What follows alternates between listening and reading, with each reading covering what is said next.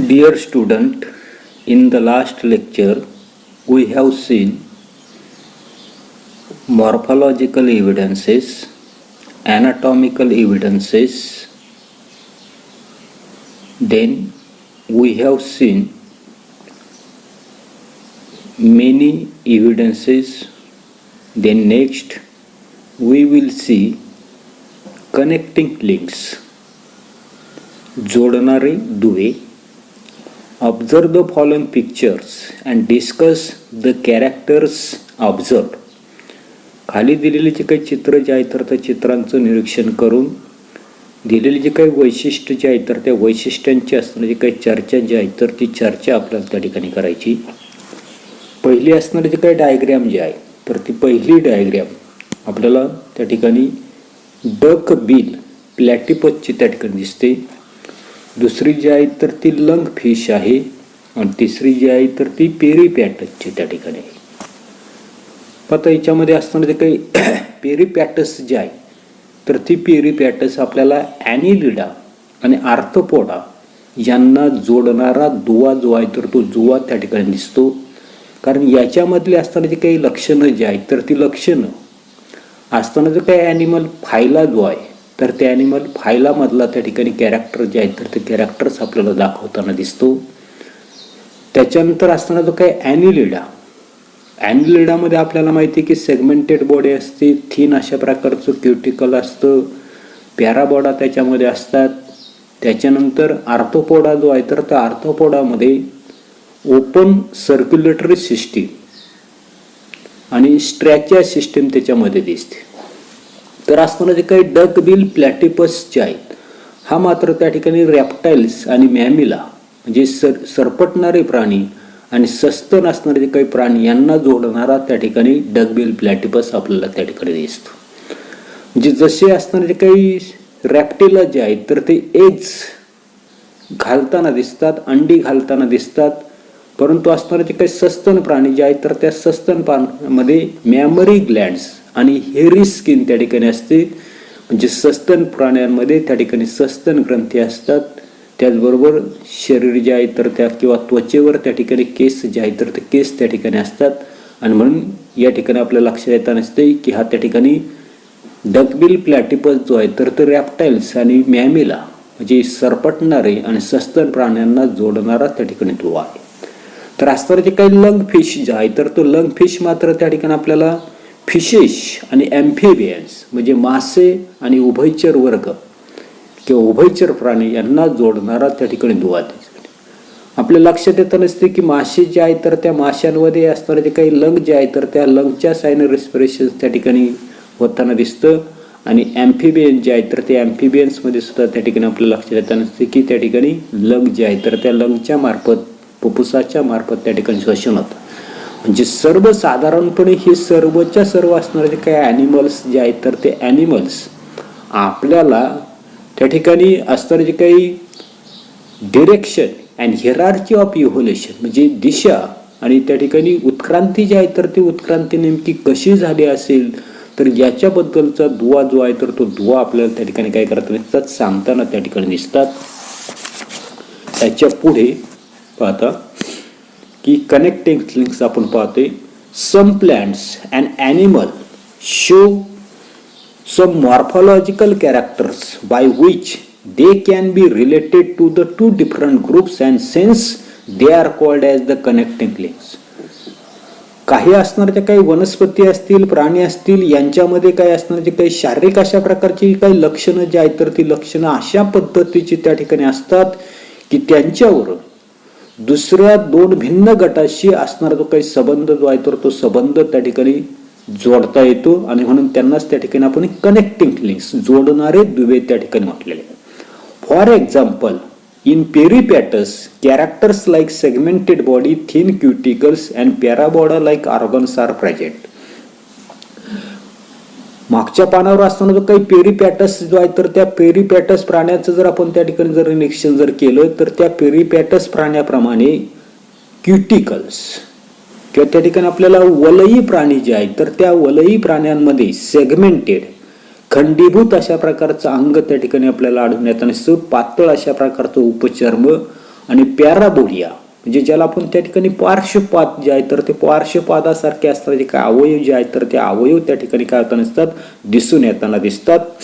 Similarly these animals show stretchal respiration and open circulatory system similar to the arthropoda. त्याचबरोबर हे असणारे काही प्राणी जे आहेत तर ते प्राणी आपल्या लक्षात येताना दिसतात की संधिपात प्राणी जे आहेत तर त्या संधिपात प्राण्यांमध्ये स्ट्रॅचियल म्हणजे श्वसन नलिका जे आहे तर ती श्वसन नलिका असते आणि ओपन सर्क्युलेटरी सिस्टीम म्हणजे खुली अशा प्रकारची रक्ताभिसरण संस्था जी आहे तर ते रक्ताभिसरण संस्था आपल्याला त्या ठिकाणी आढळताना दिसते. This indicates that peripatus is connecting link between annelida and arthropoda. याच्यावर त्या ठिकाणी मार्च 2019ला त्या ठिकाणी प्रश्न जो आहे तर तो प्रश्न त्या ठिकाणी विचारलेला आहे. काय विचारलेलं आहे पुन्हा एकदा त्या ठिकाणी लक्षात घ्या की this indicates that peripatus is the connecting link between annelida and arthropoda. म्हणजे याच्यावरून आपल्याला त्या ठिकाणी लक्षात येताना दिसतं की पेरिपॅटस हा ॲनिलिडा व संधिपाद या दोन्ही प्राण्यांना जोडणारा दुवा त्या ठिकाणी आहे. मार्च 2019ला त्या ठिकाणी प्रश्न जो आहे तर तो प्रश्न त्या ठिकाणी विचारले. त्याच्यानंतर मार्च 2019ला त्या ठिकाणी मागचा प्रश्न होता. आता मार्च 2020ला पहा काही प्रश्न होता की similarly duckbill platypus lay eggs like reptiles but show relationship with mammals too due to the presence of the mammary glands and the hairs. म्हणजेच या ठिकाणी डकबिल प्लॅटिपॅटस जो आहे तर तो डकबिल प्लॅटिपॅटस हा प्राणी सरीसृप प्राण्यांप्रमाणे त्या ठिकाणी अंडी घालतो, परंतु दुग्ध ग्रंथी आणि शरीरावरील केस याच्यामुळं सस्तन प्राणी जे आहे तर त्या सस्तन प्राण्यांशी नातं जे आहे तर ते नातं त्या ठिकाणी सांगताना दिसतं. मार्च 2020ला पहा काय क्वेश्चन होता, फिल इन द ब्लँक्स होता की similarly duckbill platypus lay eggs like reptiles but show relationship with mammals to due to the presence of the mammary glands and the hairs. अशा प्रकारचा क्वेश्चन जो आहे तर तो क्वेश्चन त्या ठिकाणी मार्च 2020ला त्या ठिकाणी विचारलेला होता. पुढे lungfish show respiration with lungs irrespective of the being fish. म्हणजे सर्वसाधारणपणे असणारे जे काही दुसरं चित्र जे आहेत मागच्या पानावर असणारे जे काही दुसरं चित्र जे आहे तर त्या दुसऱ्या चित्रामध्ये म्हणजे या ठिकाणी असणारा जो काही लंगफिश जो आहे तर त्या लंगफिशचं आपल्याला त्या ठिकाणी निरीक्षण जर केलं तर आपल्या असं लक्षात येतं नसते की लंगफिश जो आहे तर तो लंगफिश हा जरी त्या ठिकाणी मच्छी जरी असला मासा जरी त्या ठिकाणी असला तर तो फुफ्फुसाप्रमाणे असणारं जे काही श्वसन जे आहे तर ते श्वसन त्या ठिकाणी करताना दिसतो. आणि these examples indicates that mammals are evolved from reptiles and amphibians from the fishes.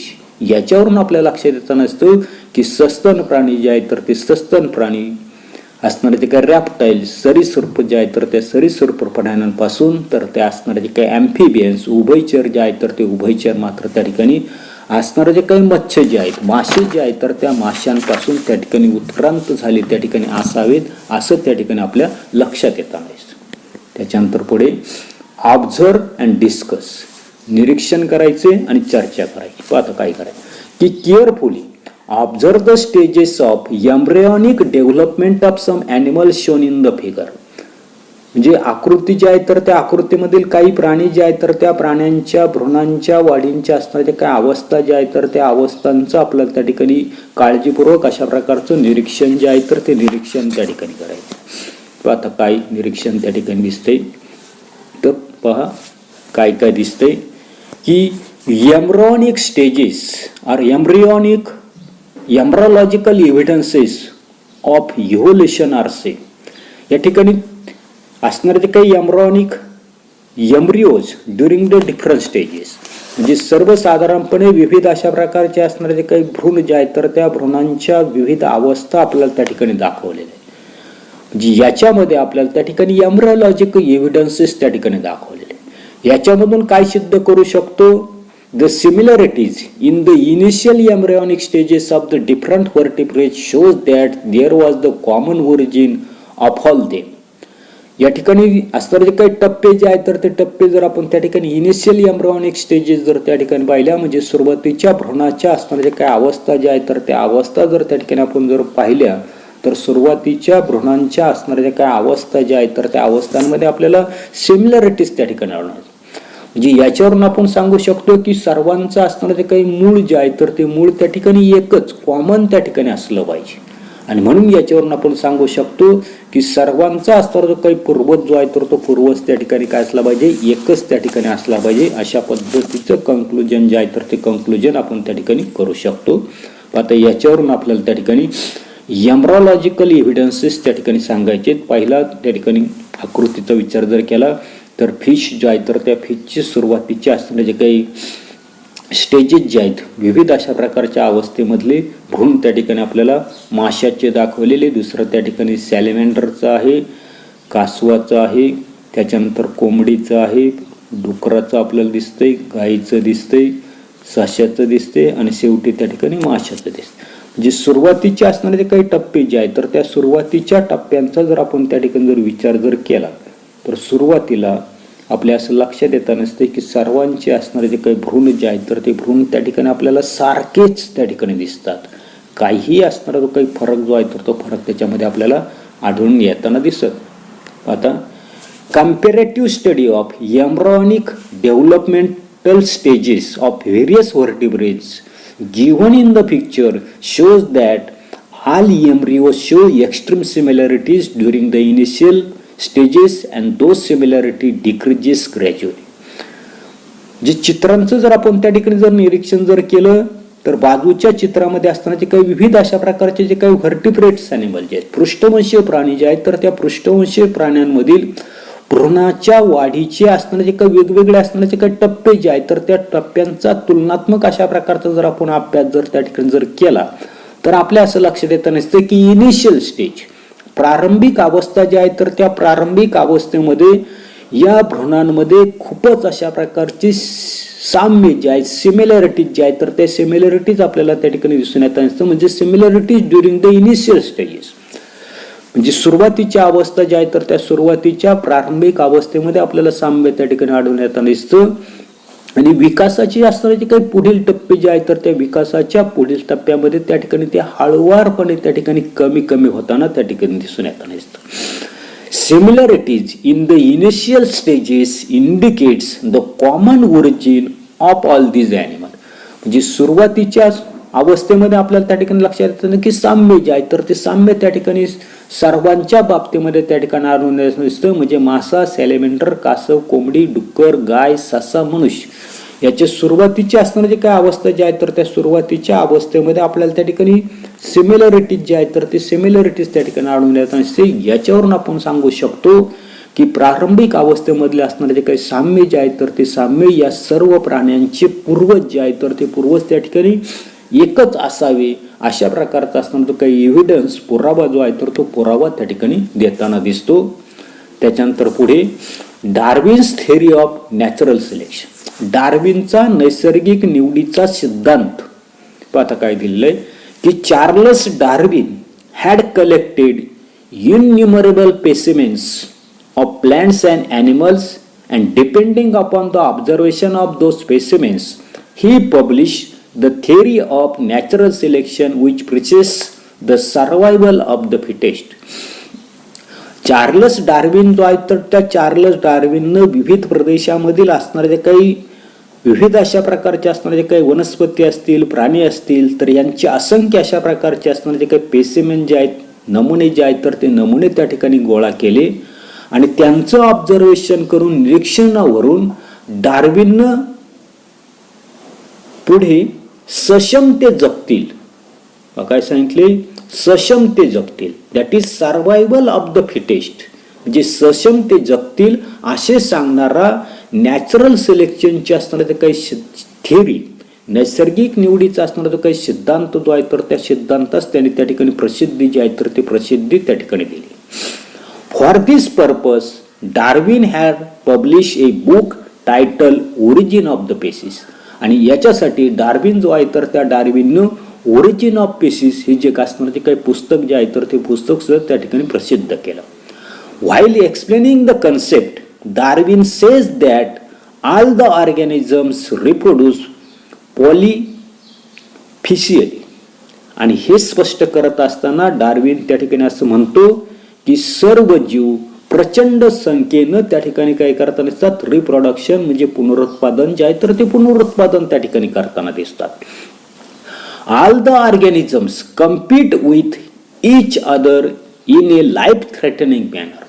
आणि सर्वच्या सर्व या ठिकाणी असणारे जे काही प्राणी जे आहेत तर ते आपण पाहिले की प्रचंड संख्येने त्या ठिकाणी पुनरुत्पादन करताना दिसतात. हे सर्वच्या सर्व जीव एकमेकांशी स्पर्धा जी आहे तर ती स्पर्धा जी करतात ती स्पर्धा अतिशय जीवघेणी त्या ठिकाणी असते.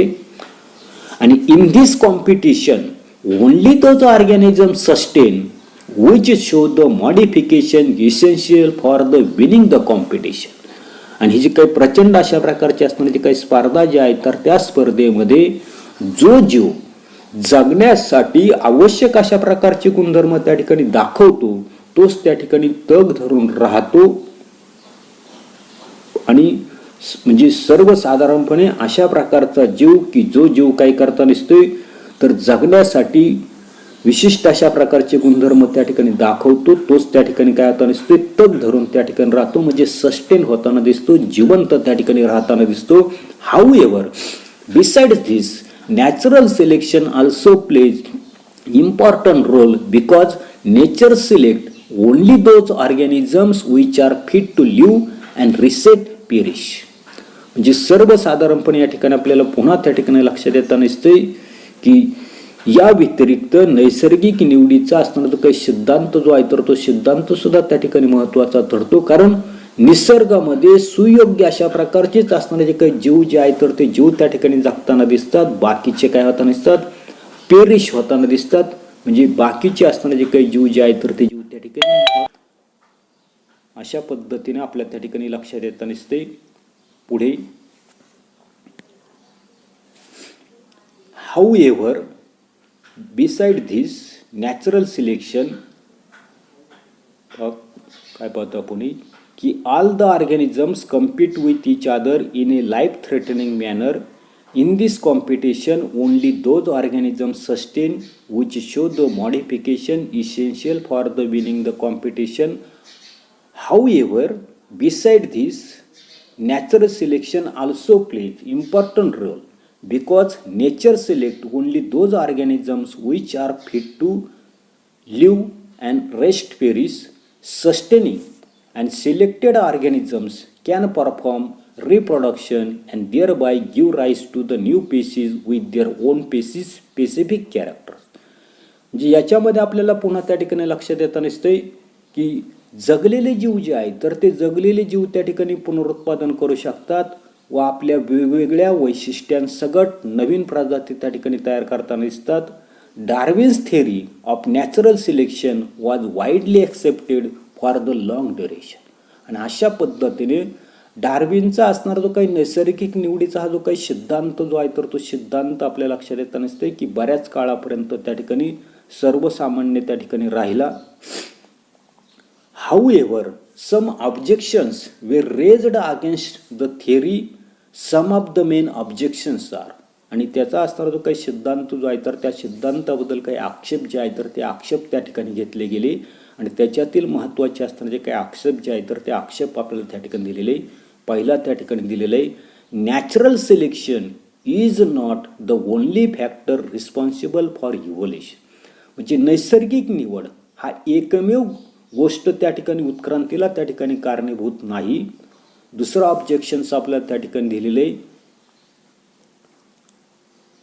Darwin did not mention any explanation about useful and useless modification. म्हणजे उपयोगी आणि निरुपयोगी असणारे जे काही बदल जे आहेत तर त्या बदलांचं असणारं जे काही स्पष्टीकरण जे आहे तर ते स्पष्टीकरण डार्विननं त्या ठिकाणी दिलेलं नाही. आणि तिसरं आपल्याला सांगितलंय, there is no explanation about slow changes and abrupt changes. म्हणजे सावकाश होणारे बदल आणि एकदम होणारे जे काही बदल जे आहेत तर याचा कोणताही उल्लेख त्या ठिकाणी थेअरी ऑफ नॅचरल सिलेक्शन जे आहे तर त्याच्यामध्ये त्या ठिकाणी नाही. Irrespective all these objection, Darwin's work on evolution has a milestone. आणि असं जरी असलं तर डार्विननं उत्क्रांतीबाबत केलेले जे काही कार्य जे आहे तर ते कार्य मात्र त्या ठिकाणी मैलाचा दगड त्या ठिकाणी ठरलेलं आहे. आता इंट्रोडक्शन टू सायंटिस्ट दिलेले Charles Robert Darwin the English biologist propose the theory of evolution. म्हणजे या ठिकाणी आपल्या लक्षात येतं नसते की चार्लस डार्विन जो आहे तर तो इंग्लिश जीवशास्त्रज्ञानं उत्क्रांतीचा असणारा जो काही सिद्धांत जो आहे तर तो सिद्धांत त्याने त्या ठिकाणी मांडला. He shows that all the species of the living organism have been gradually evolved over the period of the thousands of the years from the common ancestor. म्हणजे त्याने असं त्या ठिकाणी दाखवून दिलं की सजीवांच्या सर्व असणाऱ्या जे काही जाती ज्या आहेत तर त्या जाती समान पूर्वज ज्या आहेत तर त्या समान पूर्वजापासून क्रमाक्रमाने व हजारो वर्षाच्या कालखंडानंतर त्या ठिकाणी विकसित झालेले आहे. He propose that principle of natural selection is responsible for this evolution. आणि या विकासासच त्यांनी त्या ठिकाणी नैसर्गिक निवडीचं तत्व जे आहे तर ते तत्व त्या ठिकाणी कारणीभूत ठरतं असं प्रतिपादन जे आहे तर ते प्रतिपादन त्या ठिकाणी केलं. एवढाच असणारा जो काही भाग जो आहे तर तो भाग आपण या तासाला पाहू. पुढील भाग पुढील तासाला पाहू. धन्यवाद.